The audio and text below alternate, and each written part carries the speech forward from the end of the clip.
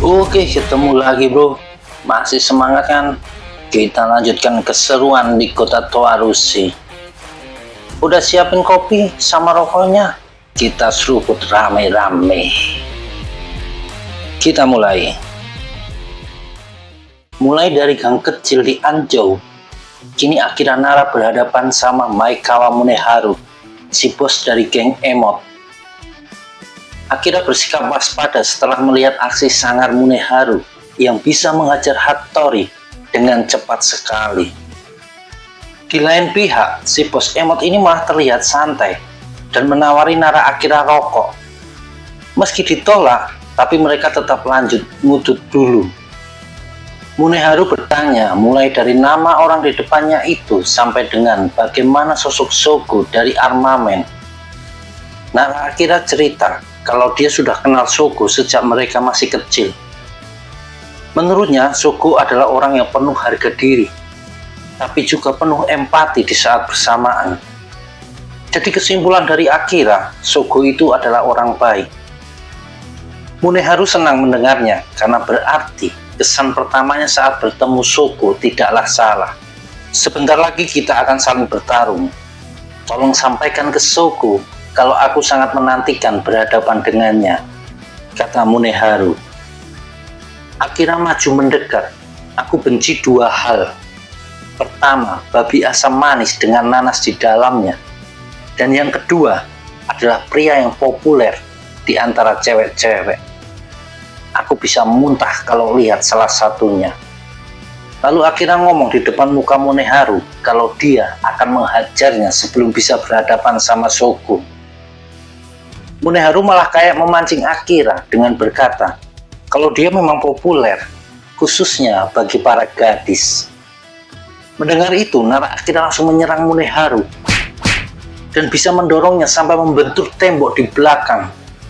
Setelah itu, Akira menghujani Muneharu dengan pukulan-pukulan keras. Lalu satu tendangan ke perut dan satu tinju lagi menghantam muka Muneharu. Pria gondrong itu sampai terjatuh di tanah. Tapi itu belum cukup. Muneharu berdiri lagi dan memuji kerasnya pukulan yang dilayangkan sama Akira. Tapi dengan cepat dia memutar badan dan ngasih tendangan putar yang saking cepatnya sampai-sampai Akira tidak sempat menghindari tendangan yang mendarat tepat di mukanya. Akira terjatuh keras di tanah dan menyusul Hattori bubuk nyenyak. Armamen itu tim yang hebat dengan orang-orang keren. Tapi bukan berarti kami akan kalah. Karena kami ini juga keluarga yang gila dan funky. Sampaikan itu ke Shogo ya, Tuan Kelinci Telinga Satu. Rupanya Muneharu sudah menyadari kehadiran Shinichi yang sembunyi di situ. Sementara itu, setelah menghajar dua anggota armamen, ternyata Sakura Brothers tidak langsung balik ke Anjou. Mereka nginap di kota Toarushi dan berniat mencari lebih banyak lagi anggota armamen. Hari berikutnya, saat mereka sedang di minimarket, mereka bersitegang dengan sekelompok orang dan akhirnya Sakura Brothers menghajar mereka. Kembali mereka berselisih dengan rombongan lain di toilet stasiun yang juga berhasil dihajar sama Sakura Brothers. Enggak cuma itu, di pusat permainan dan di sebuah kuil, mereka kembali ribut sama orang-orang. Tapi yang jadi masalah adalah identitas dari dua rombongan awal yang mereka hajar. Yang pertama adalah murid-murid kelas 1 dari Yurikawa Shot, tempatnya Sakurada Abo. Awalnya bos SMA Yurikawa ini cuek aja, menganggap itu cuma keributan biasa. Tapi saat Junichi ngomong kalau dua pelakunya sangat kuat, baru dia langsung bangkit berdiri. Dan rombongan kedua adalah murid-murid kelas 1 dari Hausen. Beberapa murid kelas 1 lainnya mencari tahu kejadian di stasiun yang bahkan bikin salah satu teman mereka masuk rumah sakit. Mikuni yang merupakan leader anak kelas 1 Hausen memutuskan buat menanganinya sendiri. Dia berniat menangkap dua orang yang disebut-sebut si kucir kuda dan si gendut buat dibawa ke Hausen. Kembali ke Anjo, di sebuah bar beberapa anggota Emot dan juga ada Kuniyoshi sedang berkumpul. Sune yang sempat dibuat pingsan sama Akira minta buat dikirim ke Toarushi untuk balas dendam, meskipun dia tahu Muneharu sudah mengajar balik Akira dan Hattori. Walau permintaannya sudah ditolak sama Kuniyoshi, tapi Sune tetap kembali mencoba meyakinkan wakil ketua Emot itu. Seorang temannya ngomong kalau akan tiba waktunya buat Sune membalaskan dendam ke Armamen. Hideo mengingatkan kalau mereka harus berhati-hati sama lawan kali ini. Nggak bisa sembarangan menyerang. Tidak bisa kayak pertarungan mereka sebelum-sebelumnya. Saat itulah pintu bar terbuka. Dan ada seseorang yang masuk dan menyapa para Emot. Orang itu adalah Fujishiro Takumi. Semua orang cuma bisa melihat ke arah orang yang baru saja datang itu, karena memang belum ada yang tahu tentang si Takumi ini. Wakil ketua Armamen itu membungkuk sebagai tanda respect. Maaf kalau aku mengganggu, tapi benar kan kalau kalian dari Emot? Namaku Fujishiro Takumi, wakil ketua Armamen. Di sini ingin bertemu sama wakil ketua kalian, Kuniyoshi-san. Kuniyoshi baru mau menyambut perkenalan Takumi itu, tapi didahului sama sebuah kaki yang melayang menendang Takumi. Itu adalah Sune yang langsung tidak berhenti memukuli Takumi setelah tahu dia dari Armamen. Semua orang berteriak agar dia berhenti, dan sebuah tangan menyambar muka Sune, mendorongnya ke tembok, yang ternyata adalah Kuniyoshi. Apa yang sedang kamu lakukan, hah? Tanya Kuniyoshi sambil terus mencengkram muka Sune. Hideo mengulurkan tangan membantu Takumi buat berdiri. Langsung marah dan menyerang secara tiba-tiba. Kau mempermalukan pihak kita, tahu? Ada tamu yang cukup berani datang sendirian dan kau malah bersikap tidak sopan. Sekali lagi kau ulangi, aku sendiri yang akan menghabisimu. Mengerti? Kata Kuniyoshi yang kelihatan begitu kesal pada anak buahnya itu. Sune cuma bisa minta maaf dan langsung hilang emosinya. Kuniyoshi menoleh ke Takumi dan ngomong buat memaafkan Sune. Takumi menjawab kalau itu bukan masalah karena dia sudah memperkirakan hal barusan. Hideo bertanya ke Takumi, "Men, kau beneran sendiri ke sini? Apa jadinya kalau kami semua mengeroyokmu?" Takumi menoleh ke Hideo. "Tentu aku akan melawan. Tapi meski kalian berhasil menghabisiku di sini, itu tidak akan menggoyahkan Armamen." Semua orang menatap ke Takumi, berpikir betapa besarnya nyali orang di hadapan mereka ini. "Jadi apa yang ingin kau bicarakan?"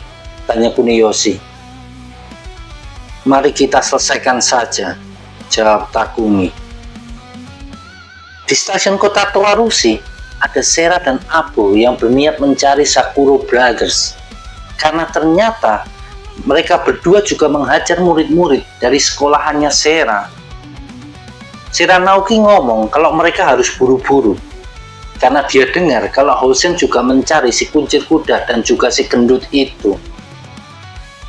Di lain tempat, dua orang yang lagi dicari-cari masih berkeliling kota mencari para Armamen. Karena tidak punya informasi tentang di mana tempat berkumpulnya Armamen, akhirnya Sakura Brothers memutuskan buat mencari orang yang memakai logo tengkorak Armamen. Sampai di malam hari, Maki melihat seseorang di taman yang sedang berteleponan. Dia ngomong kalau ada gambar tengkorak di baju orang tersebut. Kakaknya merasa kalau gambarnya berbeda sama logo Armamen yang dia tahu. Tapi Maki tetap mengajaknya menghampiri orang tersebut. Dan ternyata orang yang dimaksud adalah Hanaki Guriko. Laki-laki karakter yang kocak sekaligus menakutkan ini muncul. Sakura Maki menegur Hanaki yang lagi sibuk teleponan. Tapi dicuekin gitu aja. Sampai-sampai dia harus berteriak tepat di belakang Guriko. Tapi Demon King itu cuma menoleh, lalu kembali ngobrol di telepon. Maki yang kesal langsung berteriak lebih keras di telinga Guriko.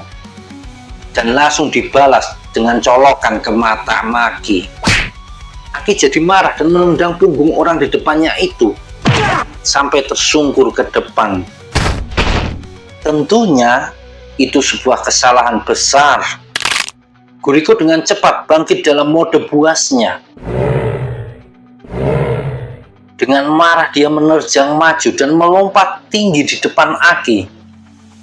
Tendangan kerasnya kena ke kepala si kucir kuda itu, melemparnya jauh ke belakang, menghantam pagar taman lalu terlempar ke bawah dan jatuh ke tanah dengan keras. Kekuatan yang mengerikan dari si Demon King. Maki langsung pucat melihat kejadian barusan. Dia melihat ke arah kakaknya yang sudah terkapar tak berdaya, tapi dia lupa kalau masih ada yang menatapnya dengan marah. Tinju keras Guriko tepat mendarat di hidung Maki. Tak lama dari itu, ada Abu yang sudah sampai di taman tersebut. Junichi memanggilnya dan bilang kalau dia sudah menemukan 2 orang yang mereka cari. Tapi keduanya sedang terkapar tak sadarkan diri di tanah. Junichi berpikir kalau ini ulah Hosen, tapi Abu sangat yakin kalau ini ulah dari 1 orang saja yang tidak seharusnya mereka senggol. Junichi pun langsung paham kalau yang dimaksud adalah Hanaki Guriko. Balik lagi ke Anjou. Ada Hideo dan Shinobu yang sedang mengomentari Takumi dengan nyali besar buat datang sendiri menemui para emo. Selain itu, tadi Takumi juga sempat menyapa keduanya dan memastikan kalau mereka berdua adalah Hatake Hideo dan Takashiro Shinobu. Hideo yakin kalau senyuman Takumi mengisyaratkan ada orang armamen yang sedang mencari mereka berdua. Dan Hideo yakin cuma 1 orang yang tahu nama mereka berdua. Siapa lagi kalau bukan Kobayashi Ichisen. Sementara itu di tempat Shinichi, dia sedang memperingatkan Kazumasa kalau tindakannya ini akan membuat kesal semua orang, khususnya Kim Hyung-gun. Tapi Ichisen menyuruhnya buat stop komplain dan minta dia menunjukkan di mana mereka bisa menemukan Hatake Hideo dan Takashiro Shinobu. Oke brother, segini dulu ya. Kita akan lanjut lagi besok. Jangan lupa di subscribe dulu dong, juga di like dan komen. Makasih banyak yang sudah selalu support channel ini, dan sampai jumpa di video selanjutnya. Hurrah!